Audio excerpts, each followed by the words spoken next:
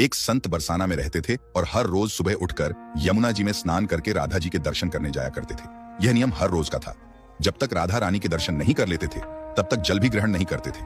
दर्शन करते करते तकरीबन उनकी उम्र 80 वर्ष की हो गई। एक दिन दर्शन करते करते समय संत के मन में भाव आया कि मुझे राधा रानी के दर्शन करते करते आज 80 वर्ष हो गए हैं, लेकिन मैंने आज तक राधा रानी को कोई भी वस्त्र नहीं चढ़ाया। लोग राधा रानी के लिए नारियल, चुनरिया, चूड़ी, बिंदी, साड़ी, लहंगा, चुनरिया लाते हैं, लेकिन मैंने तो आज तक कुछ भी नहीं चढ़ाया है। फिर संत सोचने लगे कि क्या लाऊं जिससे मेरी राधा रानी खुश हो जाए। ये सोचते सोचते संत जी अपनी कुटिया में आ गए। सारी रात सोचते सोचते सुबह हो गई। उठकर स्नान किया और मार्केट में जाकर सबसे सुंदर वाला लहंगा चुनरिया का कपड़ा ले आए और अपनी कुटिया में आकर अपने ही हाथों से लहंगा चुनरिया को सिला और सुंदर से सुंदर उस लहंगा चुनरिया में गोटा लगाया।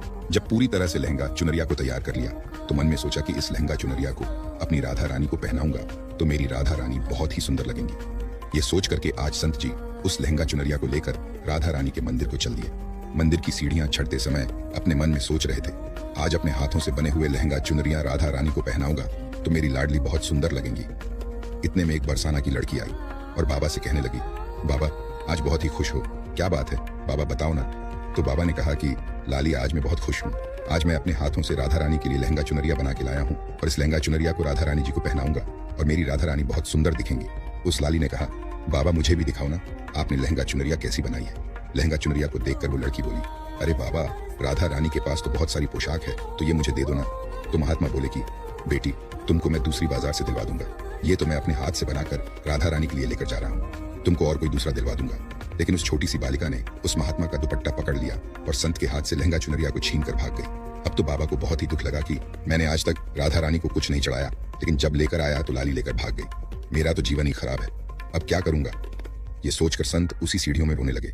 इतने में कुछ संत वहां आए और पूछा, क्या बात है बाबा, आप क्यों रो रहे हैं। तो बाबा ने उन संतों को पूरी बात बताई। संतों ने बाबा को समझाया और कहा कि आप दुखी मत हो, कल दूसरी लहंगा चुनरिया बना के राधा रानी को पहना देना, चलो राधा रानी के दर्शन कर लेते हैं।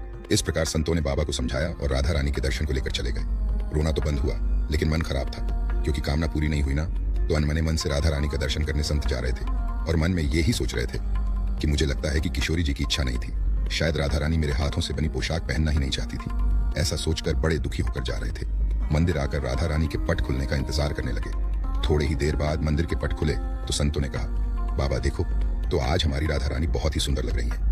संतों की बात सुनकर के जैसे ही बाबा ने अपना सिर उठा करके देखा तो जो लहंगा चुनरिया बाबा ने अपने हाथों से बनाकर लाए थे वही आज राधा रानी ने पहना था। बाबा बहुत ही खुश हो गए और राधा रानी से कहा, हे राधा रानी आपको इतना भी सब्र नहीं रहा, आप मेरे हाथों से मंदिर की सीढ़ियां से ही लेकर भाग गई, ऐसा क्यों। सर्वेश्वरी श्री राधा रानी ने कहा कि बाबा आपके भाव को देखकर मुझसे रहा नहीं गया और ये केवल पोशाक नहीं है,